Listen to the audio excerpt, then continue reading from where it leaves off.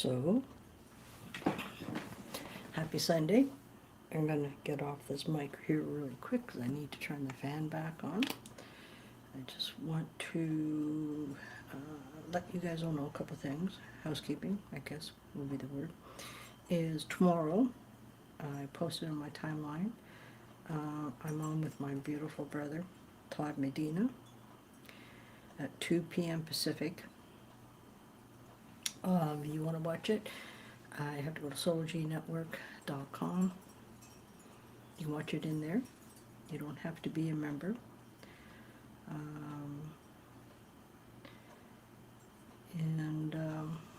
Then on Tuesday, I'm with Sarah Troy for the Love and Music for Her podcast. And then I've got another one in 2 weeks, which I'll talk about later, with my beautiful sister, Julie Perjan. So before I cook myself out here, let's get going. Here we go.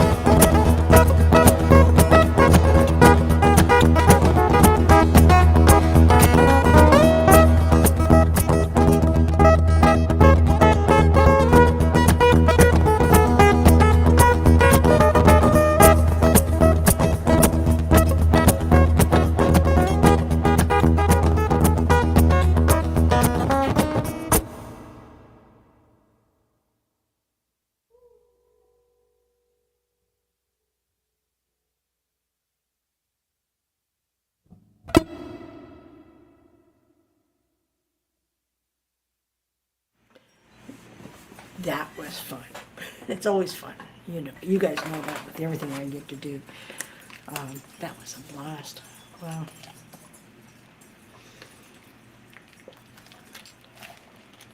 So, happy Mother's Day to everybody. And it's funny, this is what came to me a bit ago. I'm doing some work. I'm getting ready to sell a few items out of my home here that I'm no longer needing. And, you know, I feel, I'm going to be very honest here, that all women are mothers. To give birth to a child is extra special. I'm not a mother on the fact of giving a birth to a child, but I know I've been a mother to many children over the years. So I feel that we are all mothers in some way, shape, or form. So I honor all of us, which includes myself, on that note. Yeah. So let's get back at this. I keep the fan going, else I'm going to just cook here. Okay, here we go.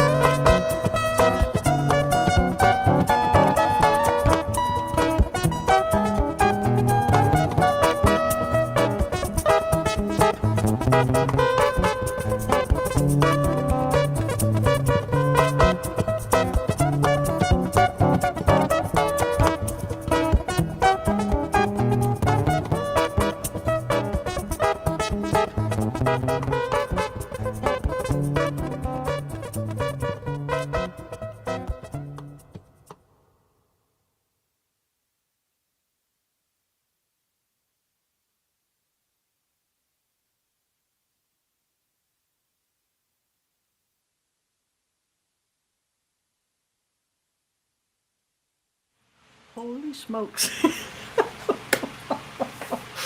Wow. Wow.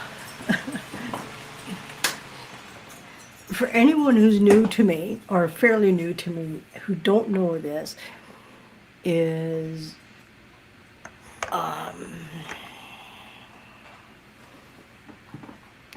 things happen in the moment, and that was a moment thing that just happened.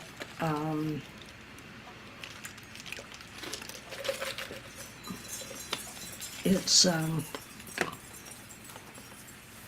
magic unfolds just like it has right here in this very single moment.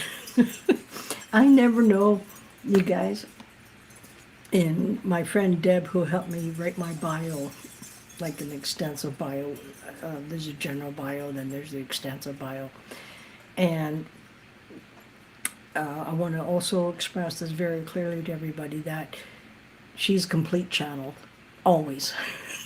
There's never a time she's not connected with spirit.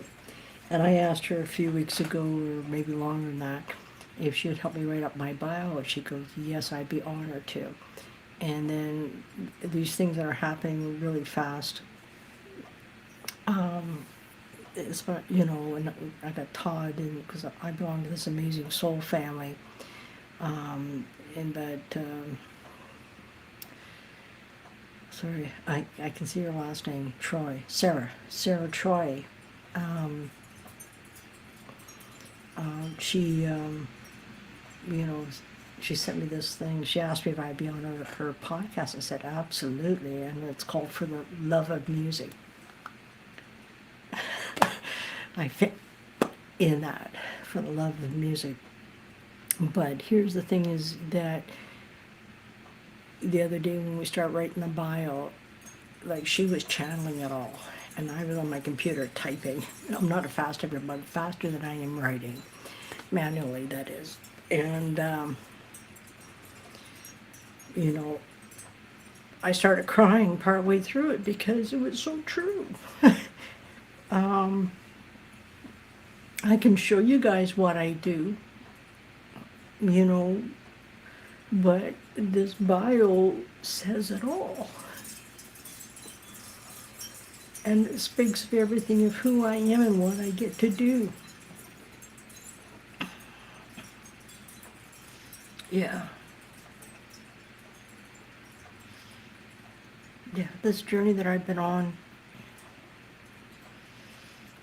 it's been happening it's been continuous, like all of us. All our journeys are continuous, but there's many things that can happen that just moves things faster, is the best way I know how to phrase it. And I was talking with Ty yesterday, Ty Hundle, that some of you guys know in the Soulology family, that I told him this, and it's true, is the best thing that I've ever done for myself was going to Soulology Fest last year. I think it was a couple days before Soulology Fest. I realized it's been 32 years since I've done anything for myself. And all of a sudden, I went, holy shit, I'm gonna be around people. Because I'm a hermit.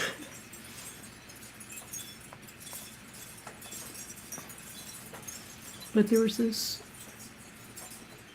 they told me that I'll be safe there.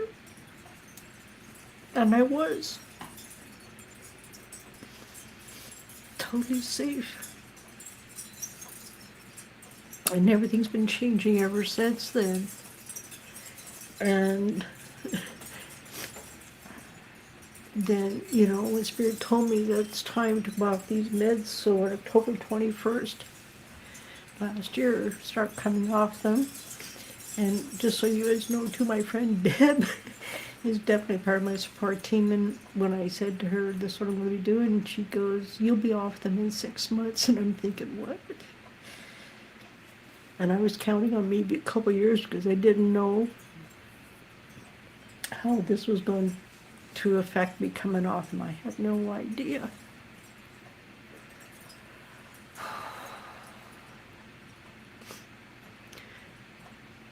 And I'm so appreciative of 3 amazing healers. I call them the 3 amigos. It's Deb and Rick Purcell and Phil Burrows. Deb and Rick live in Arizona. Phil lives in the UK. And I reached out to them for part of my support team, and they said, absolutely. And all of a sudden, Phil says, we can help you out as you come off that. There's this where your system will automatically balance itself. I said, if you can do that, wonderful. Anything to help me with this process. I have no doubt that is a huge part of why this has been with such ease and grace. It doesn't mean it's been a party per se, but, you know, they've made it much easier, because Phil said, well, you have control. I said, no, I don't want control because I'll never think of doing that. And he said, okay, I'll make it automatic. I said, yes. So the 3 of them did this for me. I have nothing but heartfelt gratitude. I'm in awe of the people I know around the world who operate on the same level I do, that they don't put money before helping somebody. And this journey, coming off these meds, if anybody's been hanging out with me for the last 6 months, it's been one hell of a ride, because all this energy is shooting through me, and the only way I know how to channel this energy is through my guitar. And I want to say also, be truthful about this, you know, in eating, which I knew didn't want to do, but I knew it would be temporary.